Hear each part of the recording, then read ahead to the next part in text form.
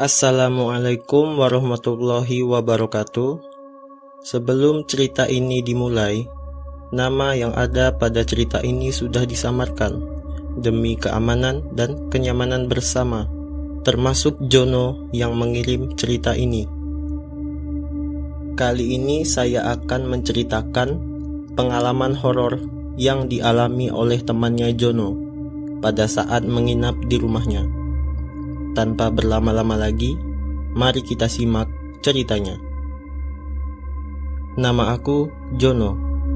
Pada tahun lalu, tepatnya 2022, aku merupakan siswa di salah satu SMA negeri yang ada di Nangapino.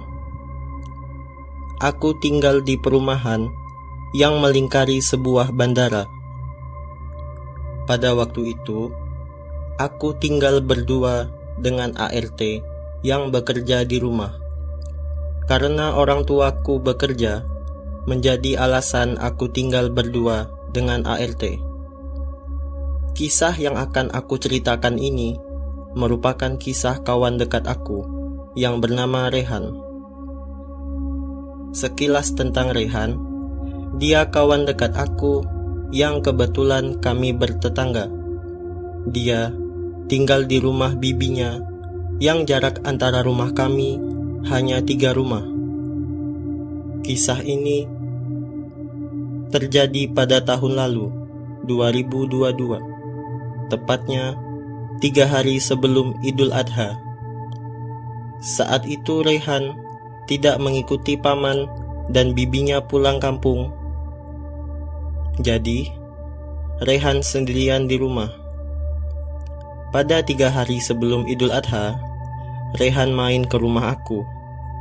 Kami menghabiskan waktu dengan bercerita-cerita dan bermain game online. Rehan berkata bahwa dirinya sendirian di rumah. Bibi dan pamannya sedang pulang kampung. Jadi, aku mengajaknya untuk menginap di rumahku, dan dia langsung menyetujuinya. Kami bercerita dan bermain game online di ruangan TV. Ruangan TV di rumah aku ini lumayan panjang. Aku tidak tahu detail panjangnya berapa meter. Di ruangan TV aku terdapat satu meja yang dikelilingi dengan 6 kursi. 2 kursi panjang dan sisanya kursi pendek. Jika dilihat dari arah dalam keluar, sebelah kanan ruangan TV ada 2 kamar. Di depan ada 1 kamar ART. Sebelah kamar ART ada ruang tamu. Belakang ada teras dan tangga. Sebelah kiri ada kamar pakaian, 1 WC, ruang makan, dan jalan menuju dapur. Karena Rehan mau menginap di rumah aku, setelah maghrib dia sudah ada di rumah aku. Dia menginap di rumah aku 1 hari 2 malam. Pada malam itu, aku dan Rehan menghabiskan waktu dengan bercerita-cerita dan bermain game online hingga jam 12 malam. Karena sudah terlalu larut, aku mengantuk dan memutuskan untuk tidur duluan. Kami berdua tidur di ruangan TV. Nah, Rehan ini belum tidur. Dia masih bermain HP sambil rebahan di kursi panjang. Jarak antara kursi panjang dan aku tidur sekitaran 2-3 meter. Karena dia rebahan di kursi panjang itu, dia dapat melihat kamar ART, ruang tamu, 2 kamar tidur, dan aku yang tidur terlelap. Oh iya, waktu itu lampu dalam rumah sudah dimatikan. Jadi, sinar yang berasal dari lampu luar dan ventilasi ART sedikit masuk. Pada saat Rehan bermain game, dia tidak sengaja melihat ke arahku. Dia melihat aku sudah tertidur sangat lelap. Pada saat menoleh ke arah aku, terdapat sosok wanita yang menggunakan gaun putih dan berambut panjang. Wanita itu berdiri di samping aku sambil membungkuk. Di situ Raihan sudah tidak bisa berbuat apa-apa, seperti membeku. Kejadian itu terjadi antara jam 1 atau jam 2 dini hari. Sosok wanita itu seketika menghilang pada saat azan subuh. Raihan pun dapat tidur setelah azan subuh. Paginya, aku bangun duluan. Aku melihat Raihan masih tertidur. Singkat cerita, sore pun tiba. Aku dan Raihan memutuskan untuk pergi ke rumah teman untuk membeli kue. Setelah itu, aku dan Raihan tidak langsung pulang ke rumah aku. Kami berdua memutuskan untuk berjalan-jalan dulu melalui jalan di tepi sungai.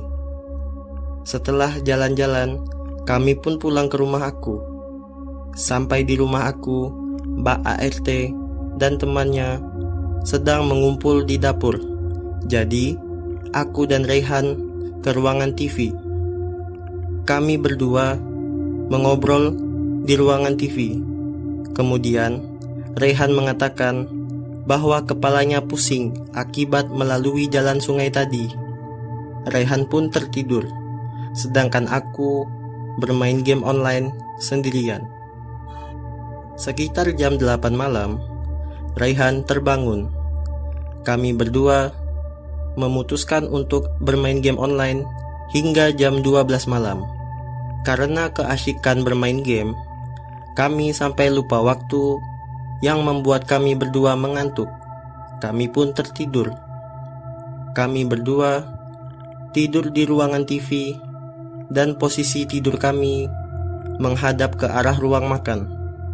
Sekitar jam 3 subuh, Raihan terbangun. Dia melihat ke arah ruang makan. Terdapat sosok wanita yang menggunakan gaun merah. Raihan dan wanita ini saling bertatapan. Pada saat Raihan bertatapan dengan wanita ini, tercium bau busuk yang sangat menyengat. Saat bersamaan juga, Raihan terdiam terpaku. Dia berusaha untuk bergerak, namun tidak bisa. Raihan berusaha memalingkan pandangannya dari sosok wanita itu. Setelah beberapa saat, Raihan dapat bergerak. Dia memepetkan tubuhnya ke arah aku karena takut dengan sosok wanita itu. Aku yang dipepet Raihan tidak terbangun.